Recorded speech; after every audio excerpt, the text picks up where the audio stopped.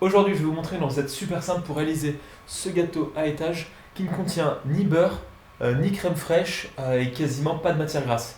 Et oui, c'est possible et il y a différents étages, spéculoos, chocolat et crème de marron. Et ça reste léger.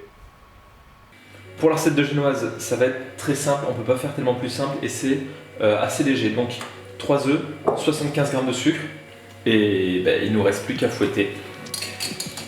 Le but c'est d'obtenir un petit peu à la manière des blancs-neige une pâte qui devienne beaucoup plus aérienne. Donc il faut faire ça pendant 10 minutes.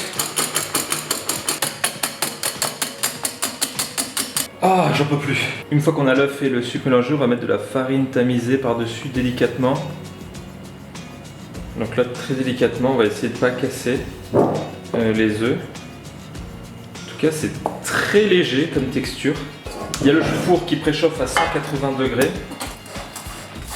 Je vais mettre cette génoise là-dedans et j'espère que je pourrai en faire 2 niveaux en la coupant en 2. Et donc là, au four pendant, je pense, 20 minutes maxi.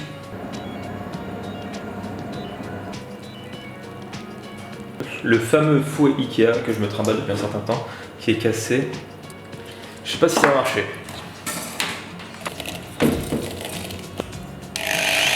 Voilà. Donc, comme tout à l'heure, 3 œufs, le sucre, 75 g, et on mélange ça pendant 10 minutes. Ouh là là. Ça passe. La perceuse ça marche, mais c'est clairement moins gratifiant et j'avais peur d'un peu casser la structure parce que le mouvement était moins, je trouve moins bien qu'à la main. Et donc en gros je la finis à la main. Oui, et si vous avez de quoi tamiser la farine, faites-le. Donc là on a à peu près la même texture que tout à l'heure, ce qui est plutôt bon signe je dirais. La génoise de tout à l'heure qui a plutôt bien, qui a une bonne tête. Oh non.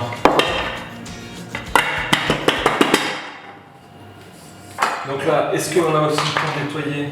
Bien sûr que non. On met de l'huile de coco.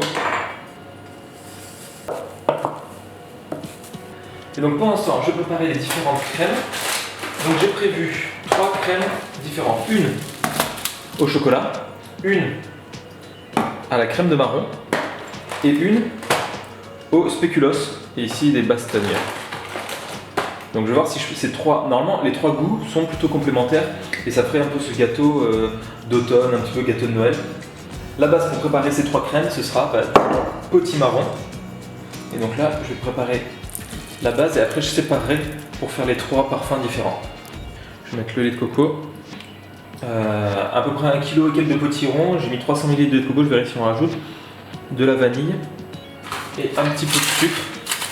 Même si j'en mettrai après dans les filets en fond parce que la crème de marron c'est déjà sucré.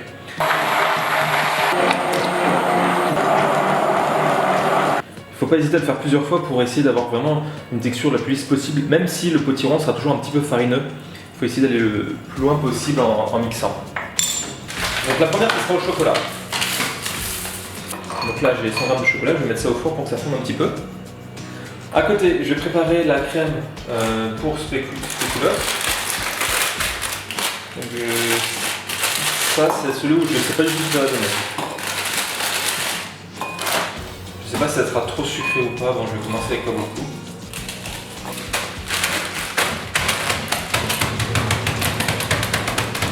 Première crème, donc de la purée. Et là le truc c'est est-ce que si on ferme les yeux on a le goût du spéculoos.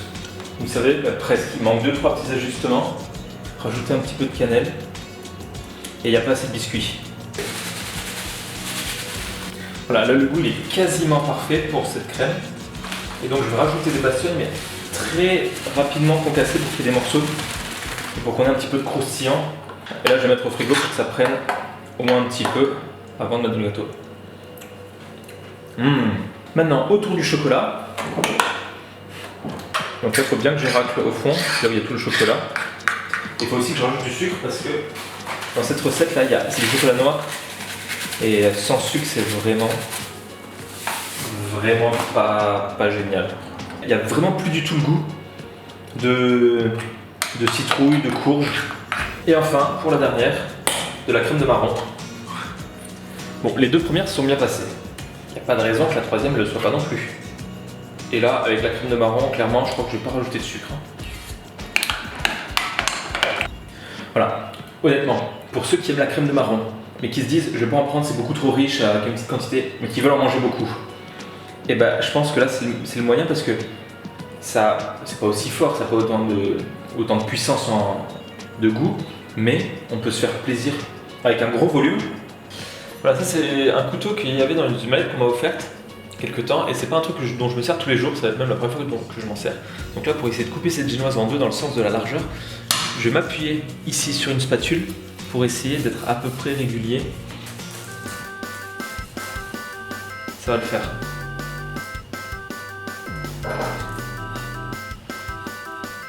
Crème spéculoos fait. On va mettre quelques amandes. Et en plus, c'est drôle à faire. Je vais mettre comme ça. Et là, la mousse, elle a bien épaissi.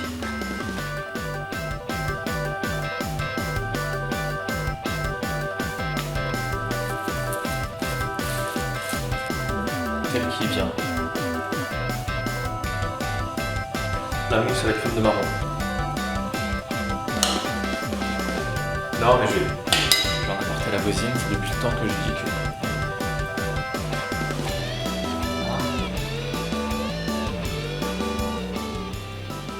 Après la perceuse, la truelle, je sais pas exactement comment ça s'appelle, et je vais essayer, je ne sais pas ce que ça va donner, mais de cacher un petit peu les bords en essayant de faire quelque chose de lisse. Voilà, je l'ai remis sur une assiette propre. Globalement, je suis assez content, même si c'est pas... On sent que c'est moins gras quand même.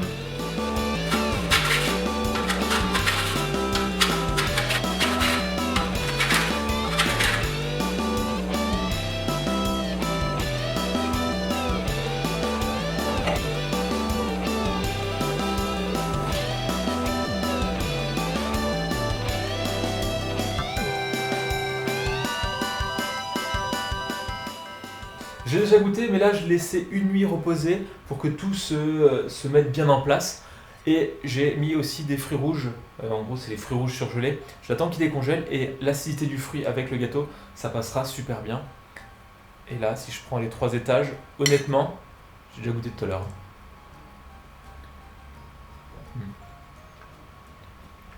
C'est encore meilleur qu'hier. Là on a vraiment ce côté gâteau qui est beaucoup plus uniforme, il y a tous les goûts qui sont mieux répartis, ça fait moins séparé, et avec... Non, franchement, je crois que je vais le faire pour Noël. Je passe les fêtes en famille, et je pense que je vais leur faire ce gâteau s'ils n'ont pas prévu autre chose. Parce qu'au moins, avec tout ce qu'on va manger, au moins on pourra se faire plaisir sans trop culpabiliser, mais là, il est juste extra. Franchement, avec les fruits rouges là. Quand je disais pour le gâteau chewing-gum que c'était un gâteau de réflexion, où il fallait un petit peu y aller, revenir, se faire confiance mutuellement. Celui-là, non. Celui-là, c'est, je pense, le gâteau coup de cœur. Visuellement, déjà, c'est beaucoup plus parlant. Et en gros, il donne envie d'y retourner. Donc voilà. Et il y a moyen, je pense, encore de diversifier les goûts avec cette base. Donc, faites-vous plaisir. Là, vous avez les bases pour faire la génoise et les crèmes, mais il faut que vous expérimentiez. Si vous avez des idées pour de nouvelles saveurs, foncez et dites-moi en commentaire si vous avez testé le gâteau et si vous avez trouvé quelque chose qui marche. En tout cas, moi, je serais preneur. D'autres idées, mais en tout cas, très bon gâteau. C'est trop bête, mais je vais devoir tout finir. Allez, une grosse bouchée.